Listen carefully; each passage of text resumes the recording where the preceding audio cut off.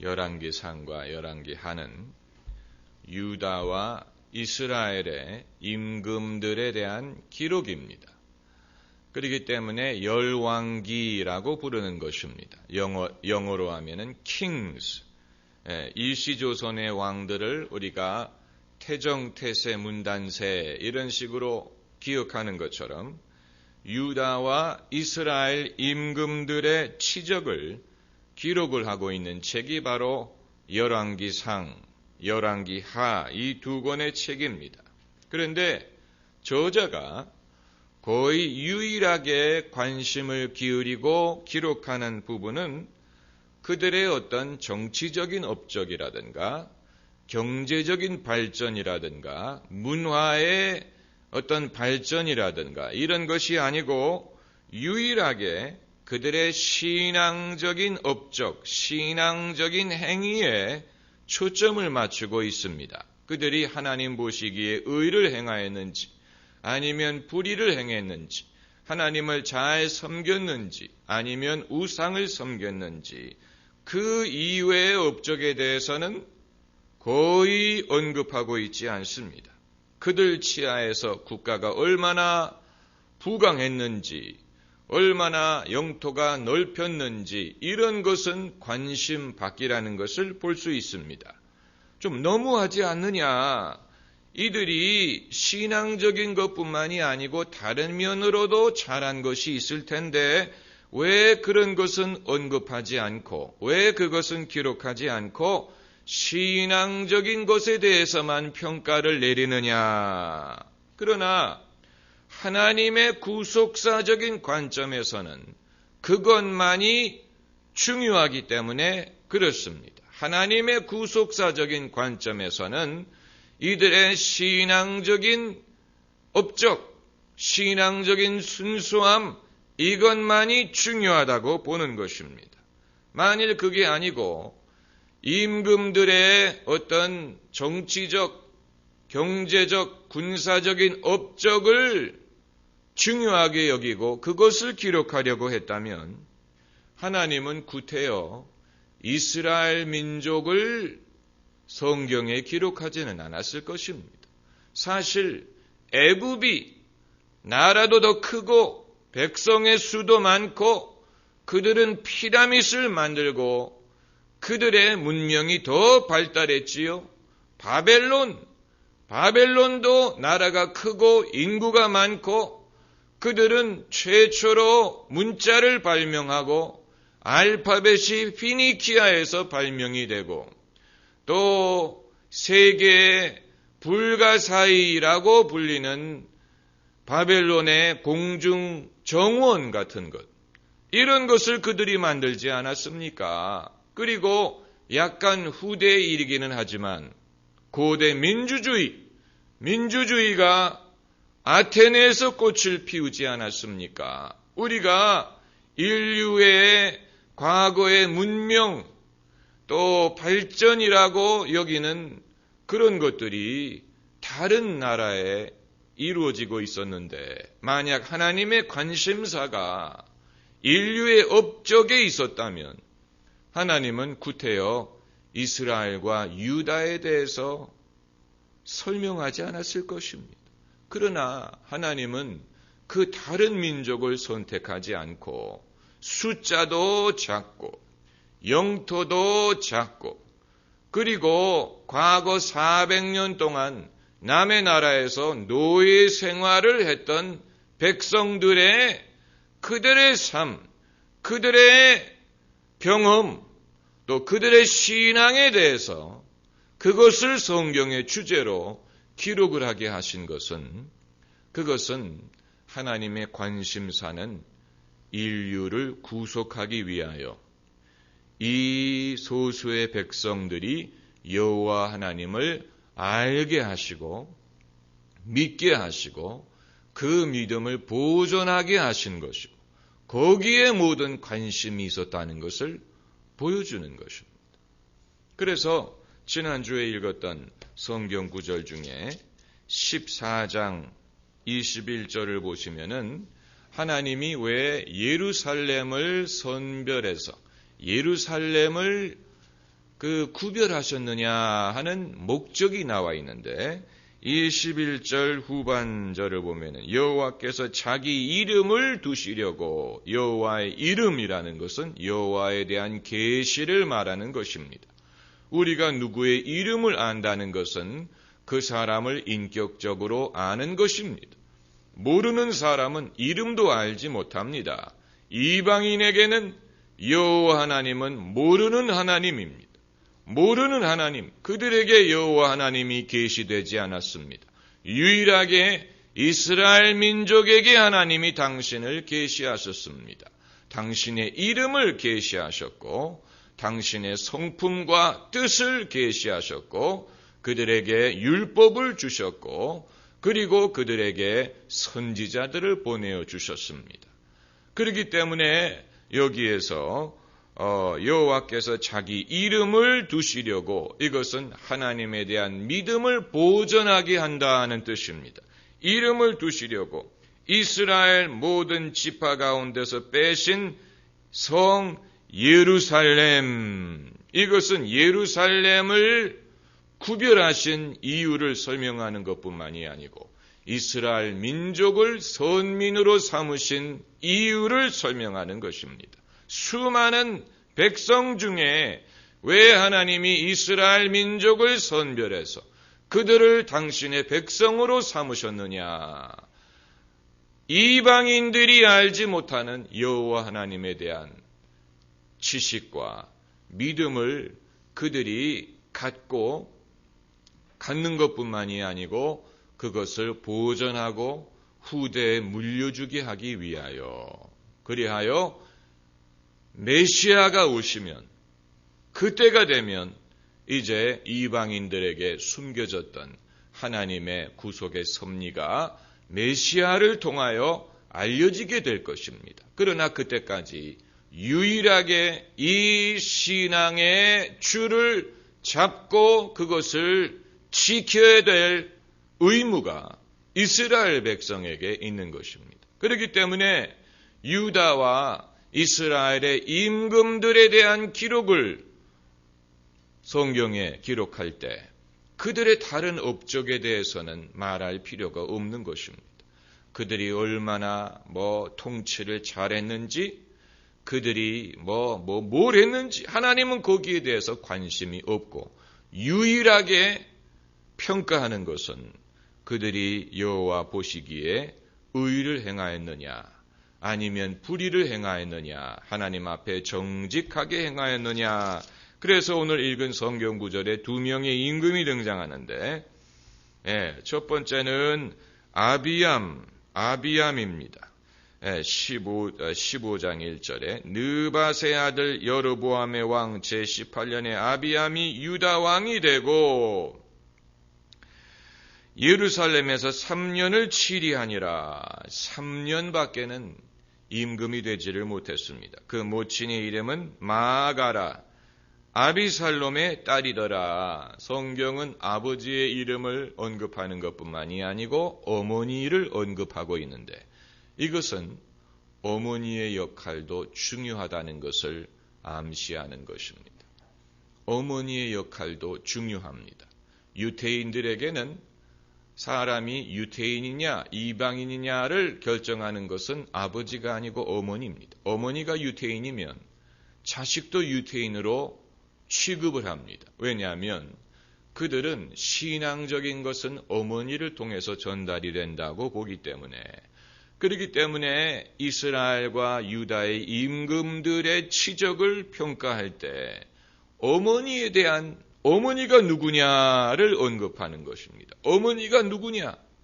아마 좀 심한 표현일지 모르지만 여러분의 자녀를 하나님이 보실 때 아마 하나님은 우리와 보는 것이 다를 것입니다. 우리는 사람들은 수능 점수를 보고 평가하고 어느 학교를 나왔느냐 이런 것을 갖고 평가를 하지만 하나님은 자녀들의 믿음을 보십니다.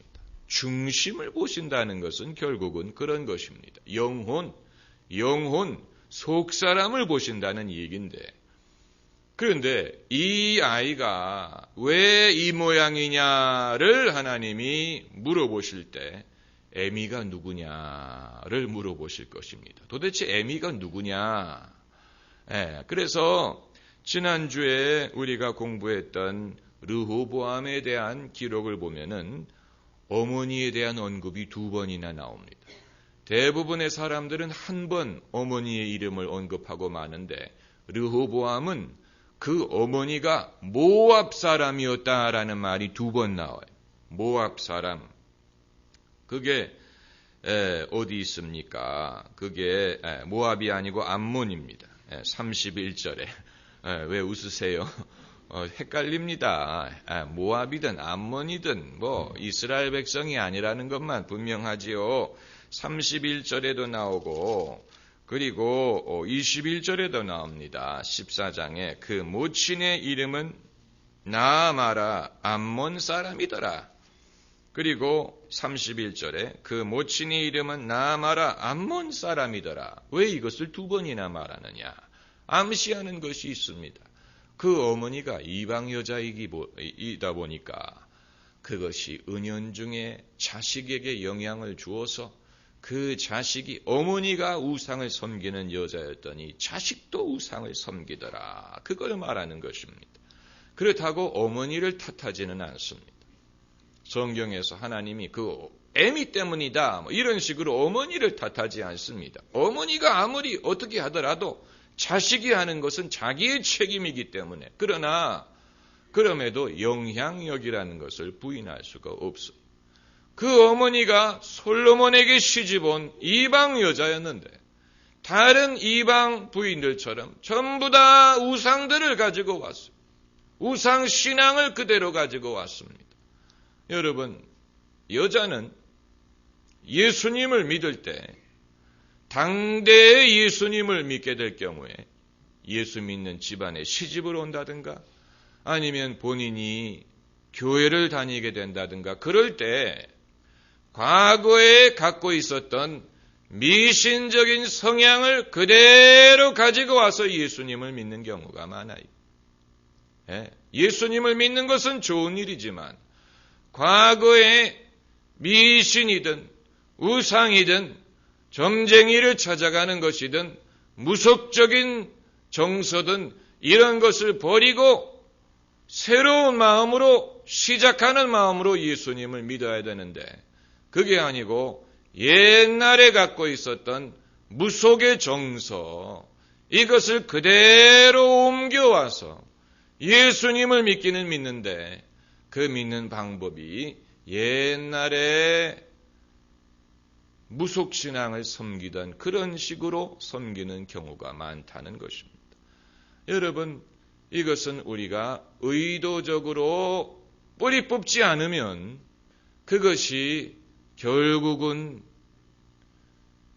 우리의 기도와 예배의 대상만 달라졌을 뿐이지 방법은 똑같고 동기도 똑같고 구하는 것도 똑같고 또 심지어 신앙마저도 비슷해지는 그런 부작용을 빚게 됩니다. 무속신앙은 정성을 들이는 만큼 복을 받는다고 믿습니다. 정성을 다해서 공을 들이고 무슨 굿을 하고 정성에 비례한다고 가르치지 않습니까?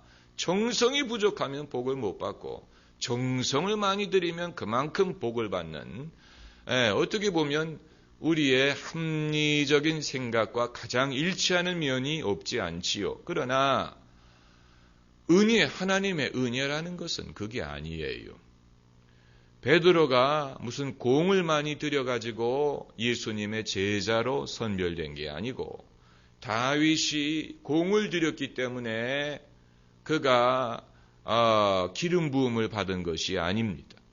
바울이 무슨 공을 들이고 정성을 기울였기 때문에 그가 사도로 선택을 받은 것이 아니고 이 모든 것은 결국은 하나님의 선택, 하나님의 뜻, 하나님의 섭리에 의한 것인데 그러니까 선물, 은사는 은혜는 거저 주시는 선물인데 우리가 그 받을 자격이 없음에도 불구하고 주시기 때문에 은혜지.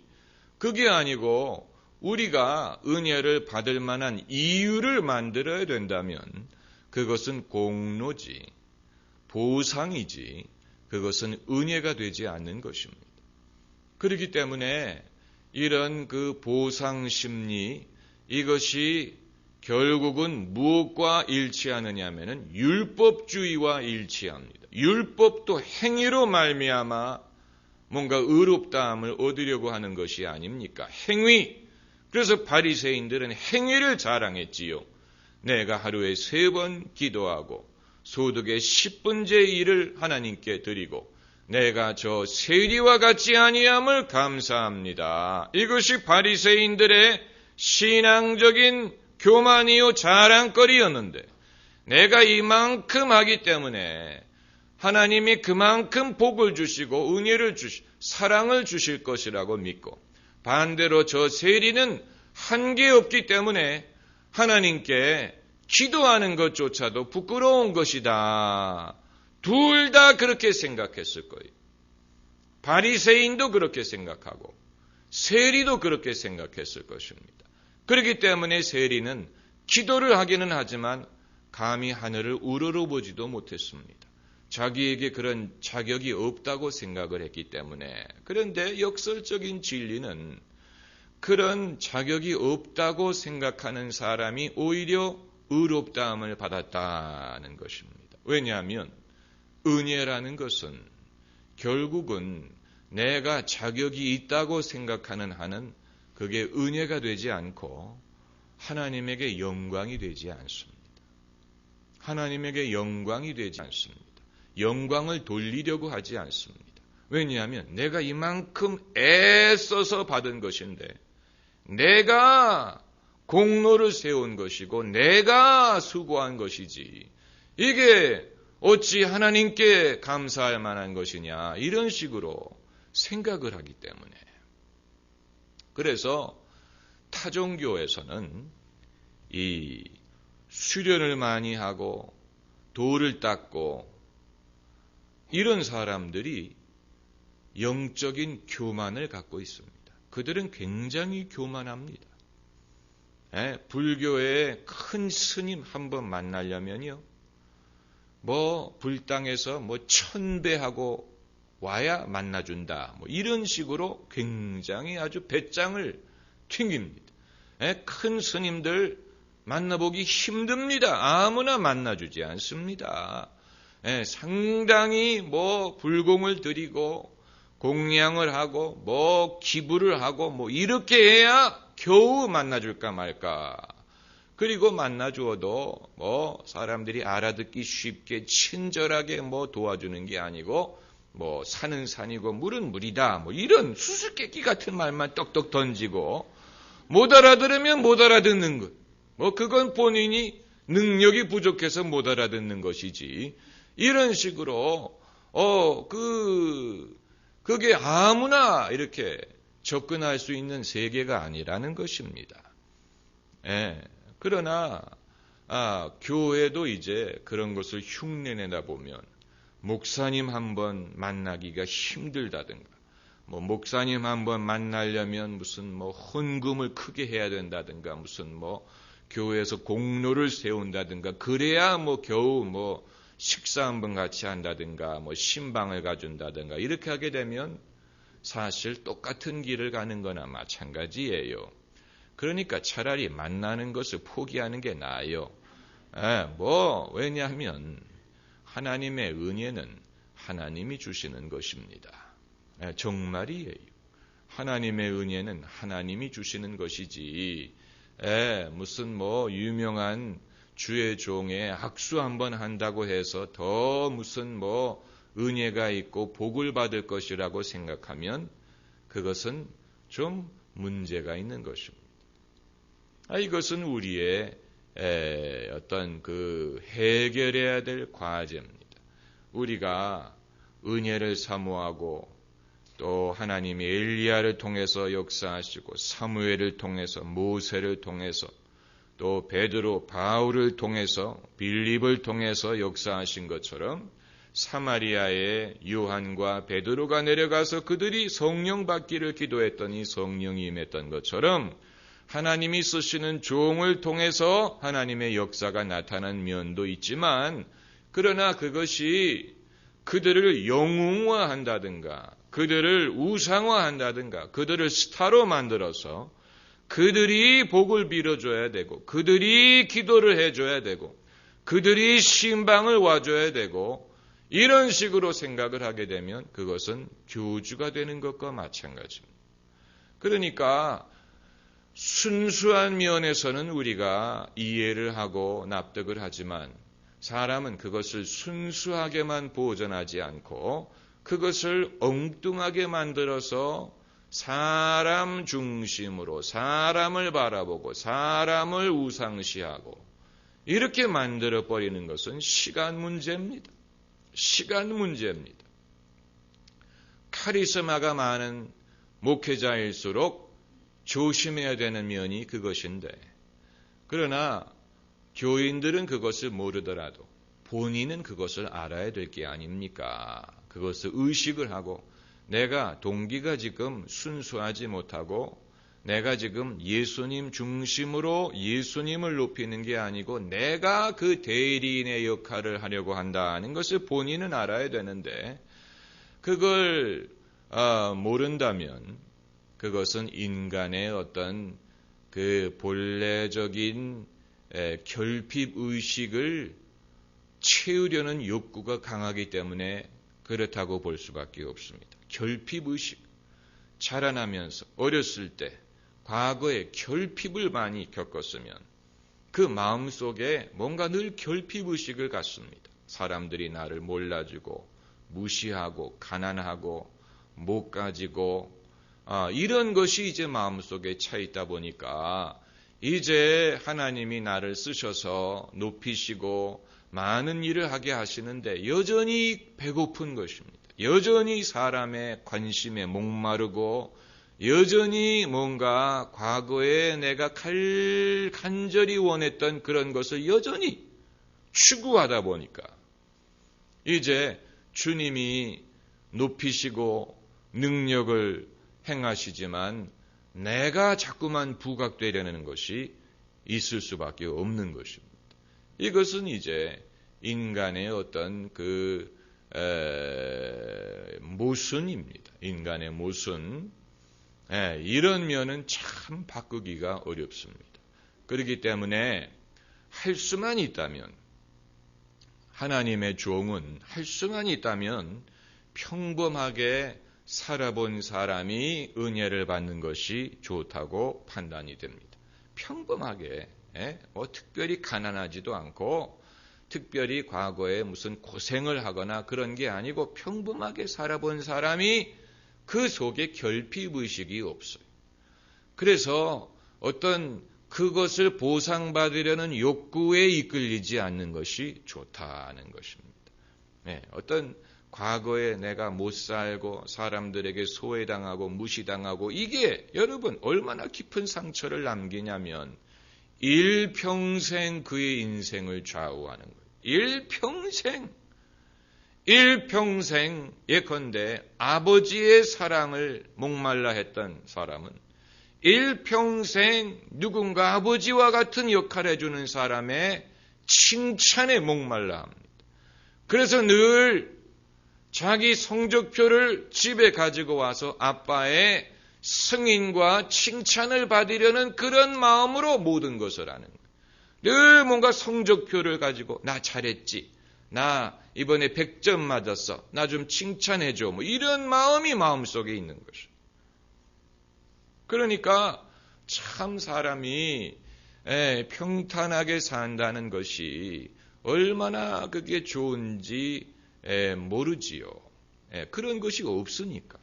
소수의 사람들은 그런 것을 발견하고 자기가 믿음으로 기도하고 하나님의 은혜로 치유를 받아서 거기로부터 자유해지는 사람도 있지만, 그러나 그러기에는 인생이 짧고, 그리고 인생은 그런 모든 문제를 다 해결할 만한 충분한 기회를 주지 않는 경우도 있습니다.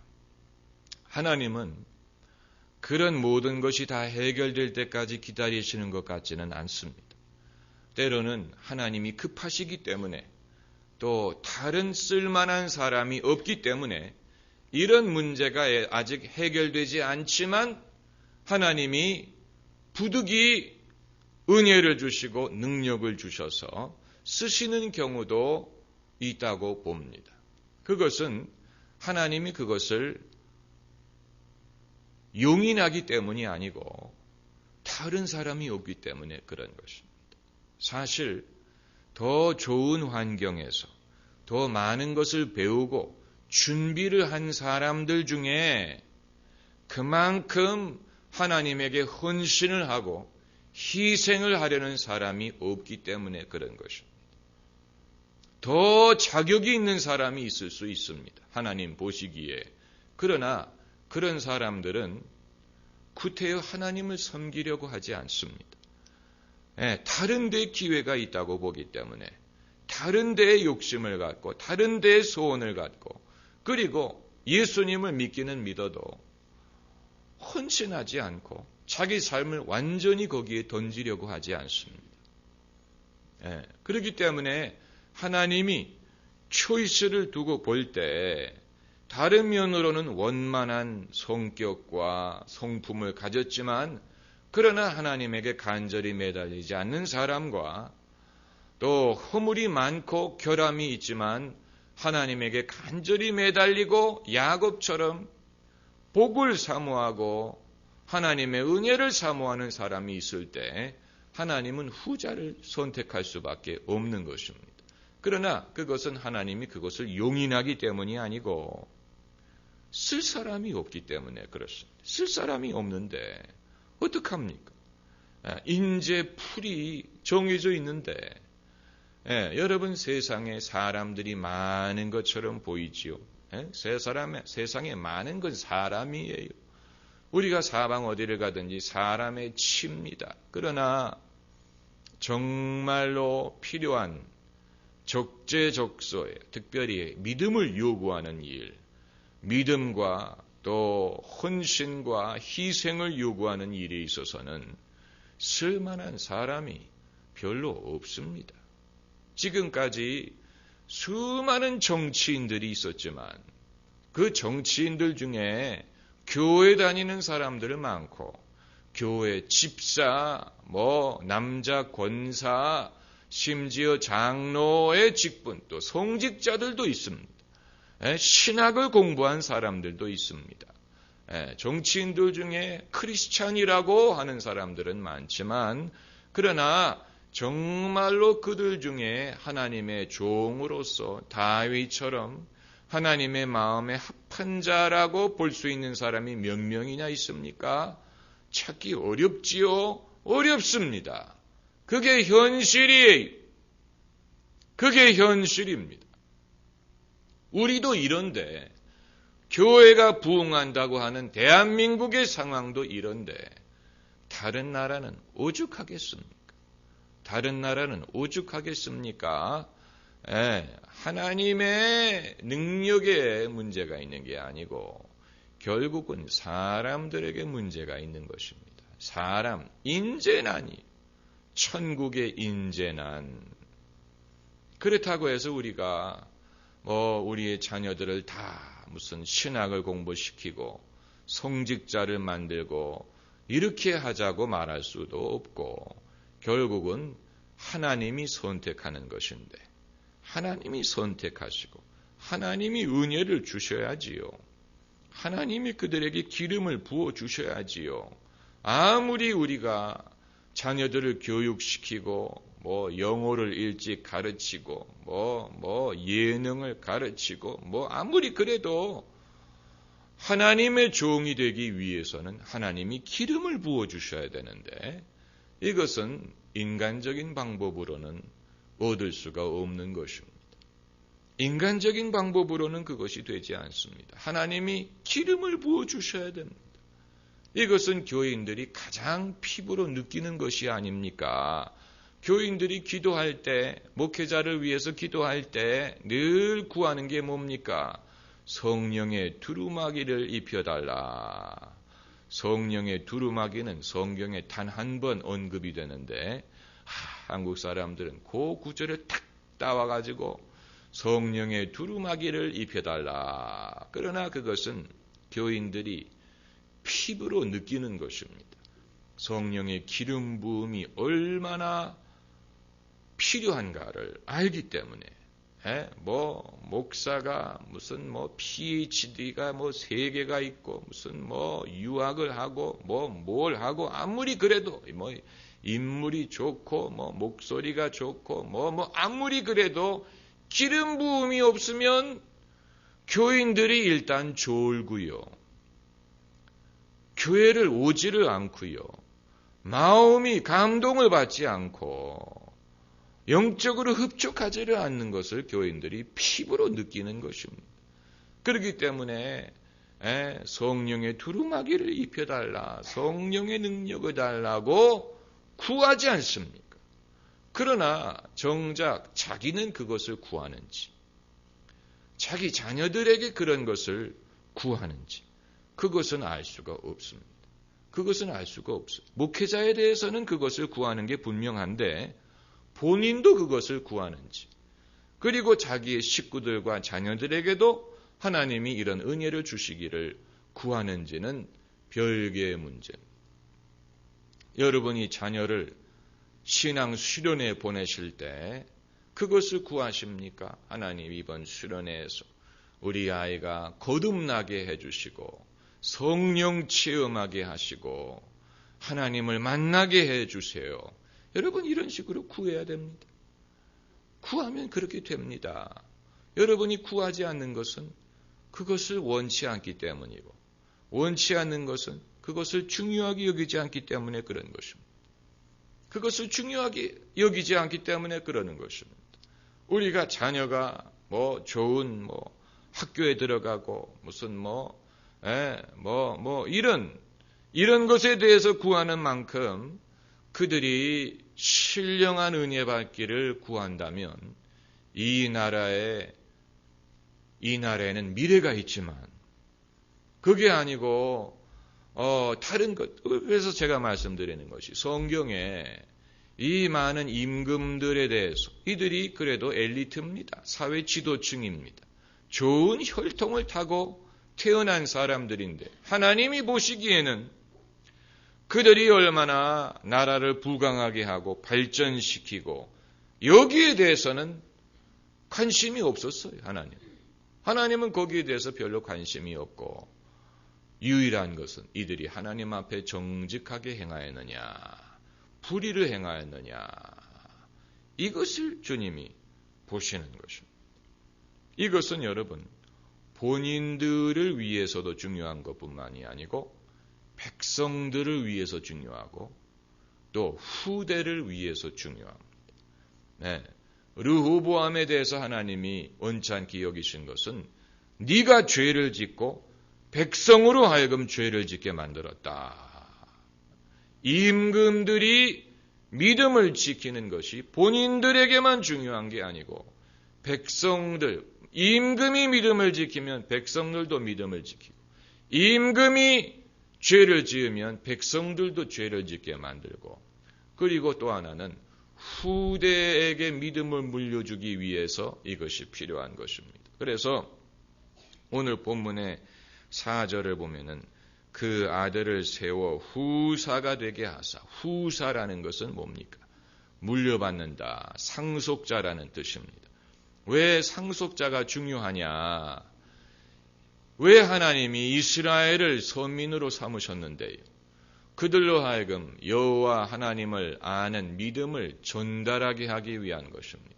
그것을 대대손손 전달해야 됩니다. 그러지 않고 끊어져 버리면 큰일 납니다. 끊어져 버리면 그러지 않아도 온 세상이 우상으로 가득한데 유일하게 천지를 창조하신 여호와 하나님에 대한 믿음을 믿는 이 민족이 도중에 그 믿음이 끊어져 버리고 그들도 우상을 섬기게 되면 그것은 하나님의 구속사에 있어서 큰 차질을 빚는 것입니다. 그렇기 때문에 후대에게 물려주기 위해서도 이것이 중요한 것입니다. 중요한 것입니다. 우리가 미래를 내다보고 미래를 준비한다고 말하지 않습니까? 그래서 20년 후에는 우리는 무엇을 먹고 살 것이냐? 지금은 한국 경제가 자동차니, 컴퓨터니, 반도체니, 핸드폰이니, 중공업이니, 이런 것이 이제 한국을 먹여 살린다고 하지만 20년 후에는 우리가 새로운 성장 동력을 찾아야 된다. 맞는 얘기인데 그리스도인은 영적으로 신앙적으로 미래를 준비해야 된다는 것입니다. 지금은 한국에 교회가 많고 그리스도인들이 많은 것처럼 보이지만 20년 후에 우리의 자녀들이 어른이 됐을 때 그리고 우리의 손주들이 어른이 됐을 때 그때는 어떻게 될 것이냐. 그것도 우리가 내다봐야 되는 것입니다. 내다봐야 됩니다. 그리고 그때에는 지금은 아직 감춰져 있지만 장차 노출될 수 있는 문제들이 무엇이 있을 것이냐. 장차 어떤 문제들이 생겨서 그것이 교계와 신앙의 걸림돌이 되거나 시험이 될 수 있느냐. 이거 우리가 내다봐야 되는데 그러나 사람들은 그렇게 하지 않고 먹는 문제만 해결하면 될 것이라고 생각을 하는데 사실 문제가 있습니다. 여러분, 이 미국이 세속화됐다고 생각을 하시지만 미국에도 이 보수적인 신앙이 살아있다는 증거를 볼 수 있는데 그 증거 중에 하나가 홈스쿨링입니다. 홈스쿨. 이것은 부모가 기존의 학교에 자녀를 보내지 않고 집에서 교육을 시키는 것입니다. 그래서 정부가 그것을 인정을 하고 또 정부가 거기에 대해서 후원해 주기를 바라는 크리스찬 부모들이 많습니다. 그리고 미국은 많은 큰 교회가 학교를 세웁니다. 그래서 초등학교부터 기독교 정신으로 배우게 합니다. 왜냐하면 공립학교든 세속학교에 자녀를 보냈더니 거기에서 진화론을 가르치고 신앙에 반대되는 그런 것을 가르치고 나쁜 습관을 배우고 죄를 짓고 유혹을 받기 때문에 부모가 자식을 키우겠다. 여러분, 요한 웨슬리가 옥스퍼드 대학을 나왔지만 그 어머니가 그 자녀들을 전부 다 집에서 가르쳤어요. 성경 말씀부터 가르치고 신앙 아래서 가르쳤습니다. 그들이 왜 그렇게 하는지를 우리가 알아야 됩니다. 사교육하지만 우리는 무슨 영어를 가르치고 여러분 영어는요. 앞으로 20년만 되면 20년 후에는 한국 사람들 다 영어 잘할 겁니다. 지금 하는 식으로 가르치는데 영어를 안 잘할 리가 없지요. 적어도 모국어처럼 할 겁니다. 그렇기 때문에 그때가 되면 영어를 잘한다는 이유만으로는 사람이 특별해지지 않습니다. 영어 하나만을 건지면 된다고 생각하면 안 돼요. 다른 기술과 능력을 갖춰야지 영어 하나만 하면 될 게 아니냐. 아닙니다. 앞으로 20년만 되면 한국 사람들 다 영어 잘하게 되는 날이 옵니다. 그렇기 때문에 영어만 잘해가지고는 경쟁력이 없어요. 그거 내다봐야 됩니다. 만약에 여러분 자녀에게 조기 유학을 시켜서 영어를 가르치겠다. 그게 유일한 목적이라면 손해보는 것입니다. 왜냐하면 조기 유학 안 보내도 얼마든지 대한민국에서 영어 배울 수 있습니다. 앞으로는 그런 기회가 더 많아집니다. 그 내다봐야 돼요. 앞날을. 근데 앞날을 유물론적인 방법으로만 내다봐서는 알 수가 없어요. 하나님의 지혜의 관점에서 내다봐야죠. 하나님의 지혜의 관점에서 하나님은 어떤 일을 하고 계시나. 하나님은 어떤 일을 하고 계시나? 솔로몬이 지혜를 구한 것처럼 여러분도 지혜를 구하고 교회가 지혜를 구해야 될 것입니다. 할렐루야. 기도하십시다.